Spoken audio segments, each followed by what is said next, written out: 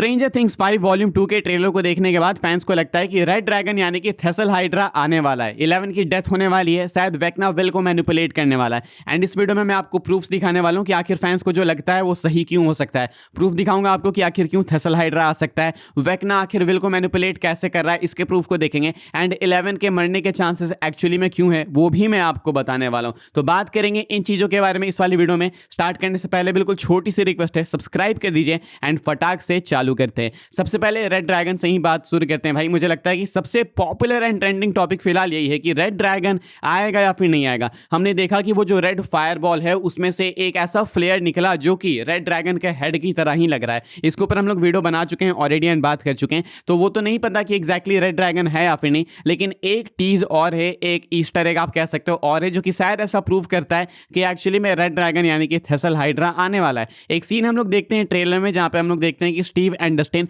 ऊपर की तरफ देखते हैं। जब ये दोनों ऊपर देखते हैं तो देखते हैं कि यहाँ पे कोई सीलिंग ही नहीं है। सीलिंग जो है वो मेल्टेड है because of some white substance. अब ये white substance most likely acid होगा। हमको मालूम है कि एसिड ही चीजों को पिघलाता है। एंड अगर आपको नहीं पता तो बता दो कि थेसल हाइड्रा यानी रेड ड्रैगन एक क्वालिटी पोजेस करता है एंड ये क्वालिटी ये है कि वो व्हाइट एसिड से मेटल को मेल्ट कर देता है। एंड यहाँ पे बिल्कुल हम लोग वही देख रहे हैं कि जो मेटल है, जो मेटल सीलिंग है वो मेल्टेड है because of some white substance and ये थेसल हाइड्रा की एक क्वालिटी है। अब ये हो सकता था कि सिर्फ एक कोइंसिडेंस हो, लेकिन हमने इस ट्रेलर में और भी टीजर्स देखे। हमने देखा है कि एक फायर बॉल है, हमने देख रखा है कि शायद उसमें से ड्रैगन का हेड निकल रहा है। इससे पहले भी हमें दिखाया जा चुका है कि विल ने एक रेड ड्रैगन को पेंट करा। सीजन 1 में आप जाओगे फर्स्ट एपिसोड में तो वहां पे थेसल हाइड्रा को मेंशन किया जा चुका है। डंजन्स एंड ड्रैगन्स में एक्चुअली में थेसल हाइड्रा है, तो आखिर क्यों नहीं आ सकता जब इतने टीजर्स हैं? So then why not. अब इतने सारे टीजर्स ऑलरेडी थे, उसके ऊपर ये भी एक ऑलमोस्ट कंफर्मेशन ही मिल रही है कि अगर ये सीलिंग मेल्टेड है व्हाइट एसिड के कारण एंड व्हाइट एसिड जो पिघलाता है मेटल को, ये क्वालिटी थेसल हाइड्रा पोजेस करता है,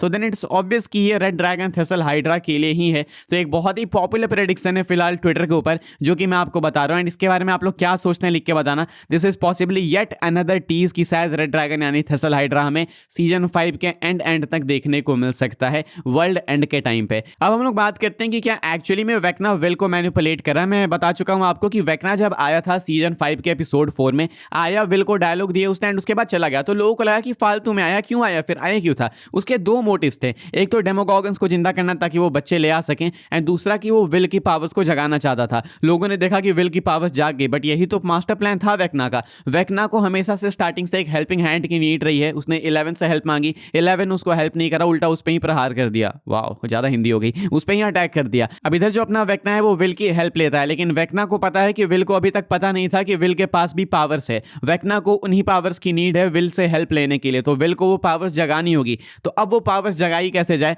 वेक्ना विल को मेमोरीज दिखाता है, उसको बातें बताता है एंड उसके बाद विल की मेमोरीज जाग जाती हैं, विल के पावर्स भी जाग जाते हैं। तो बेसिकली विल के जो पावर्स जगे वो अभी तो फॉर द मोमेंट इनके बेनिफिट के लिए ही जगे, लेकिन लॉन्ग रन में ये काफी घातक हो जाएंगे बिकॉज वेक्ना जो चाहता था वो उसने कर दिया। अब जब उसने मेमोरीज दिखाई विल को, तो उन मेमोरीज में एक बहुत ही मैसिव स्वर भी था। वेक्ना ने वो मेमोरीज दिखाई है जो कि नकली है। वेक्ना ने मैनिपुलेट किया है विल को। कहानी कुछ ऐसी है कि जब मेमोरी दिखाता है वेक्ना तो उसमें हम लोग देखते हैं कि कार के अंदर विल है एंड माइक है। विल रो रहा है एंड उसके बाद माइक उसकी तरफ देख भी नहीं रहा है, लेकिन एक्चुअल जब ये सीन हमें पहले देखने को मिला था सीजन 4 में, तो विल जब रो रहा था कार के अंदर तो माइक उसको पीछे से देखता है, यानी कि माइक को सिंपैथी थी। लेकिन वेक्ना ने जो मेमोरी दिखाई विल को, उसके पावर्स को इग्नाइट करने के लिए, वापस से उसको जगाने के लिए, उसमें माइक विल की तरफ नहीं देखता। अब देखो, हम लोग स्ट्रेंजर थिंग्स से, डफर ब्रदर्स से ये तो नहीं एक्सपेक्ट कर सकते कि हाँ इन्होंने गलती कर दी। इतना तो आसान नहीं है भाई कि गलतियां कर देते हैं। ये हर चीज कुछ भी करते हैं तो उसके पीछे कोई ना कोई रीजन होता है। इन्होंने दो अलग अलग क्लिप्स यूज किए। सीजन 4 में माइक एक्चुअली देखता है विल को रोते हुए कार में एंड उसे सिंपैथी फील होती है विल के लिए कि नहीं ये गलत है, मतलब उसे अच्छा नहीं लगता है विल को रोते हुए देख के। लेकिन वेक्ना ने जो मेमोरी दिखाई विल को, उसमें वो दिखाता है कि माइक को फर्क ही नहीं पड़ा, Mike could not care less, यानी कि विल भले अपने में तड़प रहा है, स्ट्रगल कर रहा है, सफर कर रहा है, लेकिन माइक ने उसकी तरफ देखा भी नहीं। आखिर ऐसा क्यों कर रहा है वेक्ना? वो मैनिपुलेट करना चाहता है विल को माइक के अगेंस्ट, बिकॉज अगर माइक को मारना है, माइक को खत्म करना है, तो ऐसे में विल के सपोर्ट को हटाना होगा। विल जो है वो माइक का बिल्कुल पक्का दोस्त है, जब तक विल है माइक के साथ, तो इसलिए शायद ये चीज इंपॉसिबल है, पॉसिबल नहीं हो पाएगी माइक को इजीली हटा देना, माइक को एलिमिनेट कर देना। इसीलिए विल को पहले मैनिपुलेट करना होगा, फीलिंग्स हटानी होगी एंड तब जाके शायद कुछ हो सकता है कि विल से माइक हटे एंड उसके बाद माइक पे वेक्ना अटैक करे। कहने का मतलब है कि yes, वेक्ना is actually manipulating will and ऐसे ही वेक्ना यूज करेगा विल की पावर्स को अपने एडवांटेज के लिए। तो विल इसीलिए आपको ट्रेलर में सफर करते हुए दिख रहा है मोस्ट लाइक। एग्जैक्टली। इसके बाद हम लोग बात करेंगे कि क्या माइक 11 को डंप करने वाला है, and by dumping I actually mean breakup. क्या माइक एंड 11 का ब्रेकअप होने वाला है बिकॉज ऑफ विल। देखो ये थोड़ा अजीब हो जाएगा सुनने में, लेकिन सुनना, हम सबको मालूम है कि विल बायर्स इज गे, चाहे इन रियल लाइफ तुम बात कर लो चाहे फिर कैरेक्टर की बात कर लो, विल बायर्स गे है। रॉबिन ने साफ साफ उसको बोल दिया कि तुम्हें अपने अंदर के रियल इंसान को बाहर लाना होगा, अपनी फीलिंग्स को बाहर लाना होगा, एंड बाहर लेके आया विल, तभी वो बचा पाया माइक को। Will is gay for Mike. Mike है या फिर नहीं वो नहीं पता, लेकिन काफी लोगों को ऐसा लगता है कि स्ट्रेंजर थिंग्स वालों ने टीजर्स पहले दे रखे हैं कि माइक भी जो है वो गे है। अब मुझे नहीं पता कि ये कितना सही है कितना नहीं, लेकिन ऐसा कहा जाता है। तो अगर माइक गे है एंड अगर विल भी गे है तो देन एट सम पॉइंट आपको इनका रिलेशन भी देखने को मिलेगा। हम ऑलरेडी रॉबिन एंड विकी का रिलेशन देख रहे हैं, तो माइक एंड विल का क्यों नहीं पॉसिबल है? बिल्कुल पॉसिबल है, बट द प्रॉब्लम इज कि फिलहाल 11 माइक की गर्लफ्रेंड है। तो ये कैसे हो सकता है? हो सकता है कि माइक भाई अपने बायसेक्सुअल होंगे, ऐसा नेसेसरी नहीं है कि उनको गे ही होना है या फिर सिर्फ 11 के साथ ही रिलेशन में रहना है, वो बायसेक्सुअल भी हो सकते हैं, काफी लोग होते हैं। लेकिन मैं आखिर क्यों बोल रहा हूं कि माइक जो है वो 11 को डंप कर सकता है? अब ध्यान से सुनना, स्पॉटिफाई वालों ने कल अपनी स्टोरी पे अनाउंस किया कि वो आने वाले कुछ दिनों में WSQK रेडियो को पोस्ट करने वाले हैं स्ट्रेंजर थिंग्स की प्लेलिस्ट में। यहाँ पे काफी क्लूज छुपे होने वाले हैं।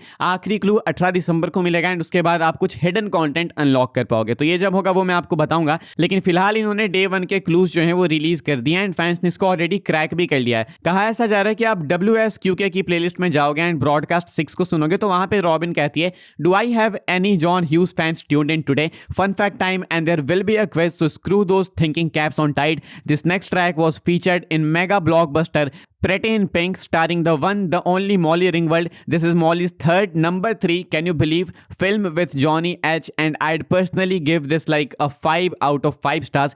Check it out next time you're in your local family video and etc. इन्होंने यहाँ पे मूवी को मेंशन किया Pretty in Pink को, एंड जो की नंबर्स हैं न्यूमेरिकल्स की बात करें तो वो है 1355। Pretty in Pink मूवी में अगर टाइम 13 मिनट 55 सेकंड पे जाते हैं तो वहाँ पे कहा जाता है, my advice to you, dump her, lose her, you don't need that. कहा जा रहा है कि ये जो टीज किया रॉबिन ने WSQK रेडियो के द्वारा स्पॉटिफाई पे, उसमें नंबर्स मेंशन किए गए 1355 and pretty in pink movie को मेंशन किया गया है। प्रेटी इन पिंक मूवी में 13 मिनट 55 सेकंड पे जाएंगे यानी 1355 पे, तो वहां पे कहा जा रहा है dump her, lose her, you don't need that. यानी कि यहां पे किसी के ब्रेकअप की बात की जा रही है कि त्याग दो, उसे छोड़ दो, तुम्हें उसकी नीड नहीं है। कहीं ऐसा तो नहीं है कि विल ये सेम बातें बोलने वाला है माइक को 11 के लिए कि dump her, lose her, you don't need that? Possibly yes.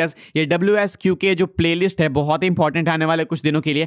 Final clues जब आएंगे तो मैं आपको बताऊंगा कि आखिर क्या रिवील हुआ, क्या नहीं हुआ, क्या हिडन कंटेंट आया, तो उसके लिए आप चिपके रहना। And final point, is 11 dying? क्या 11 यानी कि मिली बॉबी ब्राउन की डेथ होने वाली है स्ट्रेंजर थिंग्स के फिनाले में? पॉसिबली यस, या फिर बोलो कि वो माइक से हमेशा के लिए अलग हो जाएगी, अलविदा कह के चली जाएगी। दोनों मेरे लिए तो भाई सिमिलर है डेथ से ही। अगर 11 की डेथ होती है तो भी वो माइक से अलग होगी, एंड अगर माइक से वैसे भी अलग होती है तो वो डेथ के बराबर ही है। मिली बॉबी ब्राउन ने रिवील किया है कि स्ट्रेंजर थिंग्स 5 के प्रोडक्शन के रैप होने के बाद भी उनके कुछ एक्स्ट्रा सीन्स यानी एडिशनल सीन्स रिकॉर्ड किए गए हैं आइसलैंड में। उनको अलग से लेके जाया गया आइसलैंड एंड वहां पे उनके कुछ सीन्स फिल्म हुए। इस सीन में कौन कौन आएगा कौन कौन नहीं, ये तो ऑब्वियसली नहीं रिवील किया है 11 ने यानी मिली बॉबी ब्राउन ने, लेकिन इन्होंने कंफर्म बताया कि उनके कुछ एडिशनल सीन्स बाद में रिकॉर्ड किए गए। प्रोडक्शन खत्म हो गया, सब कुछ हो गया, उसके बाद इनके सीन्स रिकॉर्ड किए गए। कहीं ये कोई पोस्ट क्रेडिट सीन तो नहीं होने वाला है, या फिर शो के एंड में जाते जाते क्या ये तो नहीं दिखाने वाले हैं कि 11 की डेथ हो गई लेकिन 11 किसी और दुनिया में फंस चुकी है, किसी और डायमेंशन में।